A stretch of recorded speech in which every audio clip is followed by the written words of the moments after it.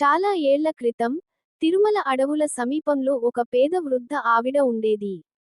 ఆమె పేరు ఎవరికీ పెద్దగా తెలియదు, కాని అందరూ ఆమెను భక్త అమ్మయ్య అని పిలిచేవారు.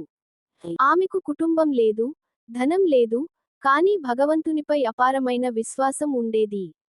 ప్రతిరోజూ ఉదయం లేచి, గోవిందా, గోవిందా అని పిలుస్తూ, తన చిన్న గుడిసెలో వంట చేసేది. ఆమెకు ఒక అలవాటు ఉండేది.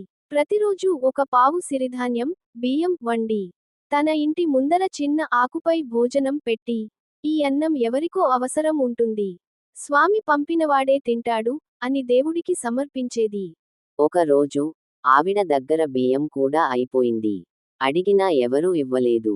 ఆమె కడుపు ఖాళీగా ఉన్నా, భగవంతుని మీద నమ్మకం మాత్రం తగ్గలేదు. స్వామీ, నువ్వు ఉన్నావు కదా, నేనేం భయపడను. తన కడగిన పాత్రలో మిగిలిన నీటిని కాస్త పసుపు వేసి ఉడికించింది.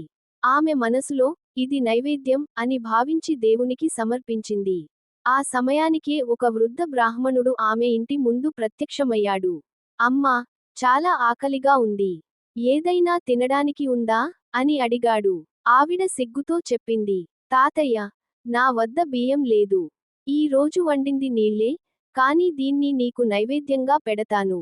ఆమె చేతితో ఆ పసుపు నీళ్లు ఆ బ్రాహ్మణుడికి వడ్డించింది. అతను చిరునవ్వుతో అన్నీ తిన్నాడు. తిన్న వెంటనే, ఆ వృద్ధుడు దివ్యకాంతిగా మారి, శ్రీ వెంకటేశ్వర స్వామి రూపంలో ప్రత్యక్షమయ్యాడు. స్వామి మృదువుగా అన్నాడు, అమ్మా, నీవు ఇచ్చింది అన్నం కాదు, భక్తి, ప్రేమ, సమర్పణ. నువ్వు ఇచ్చిన చిన్ని ఆహారం నాకు వైకుంఠ భోజనం లాంటిది. స్వామి మృదువుగా అన్నాడు, అమ్మా, నీవు ఇచ్చింది అన్నం కాదు, భక్తి, ప్రేమ, సమర్పణ. నువ్వు ఇచ్చిన చిన్ని ఆహారం నాకు వైకుంఠ భోజనం లాంటిది. ఇప్పటి నుంచి నీ ఇంట్లో అన్నం ఎప్పటికీ అయిపోదు. నిన్ను కలిసే ప్రతి భక్తుడికి నేను అన్నం రూపంలో దర్శనమిస్తాను. ఆమె ఇంటికి వచ్చే ప్రతి ఒక్కరికీ భోజనం లభించేది. అందుకే గ్రామస్తులు ఆమెను అన్నప్రసాదమ్మ అని పిలవడం మొదలుపెట్టారు. నిజమైన భక్తి ధనం కాదు, దానం కాదు.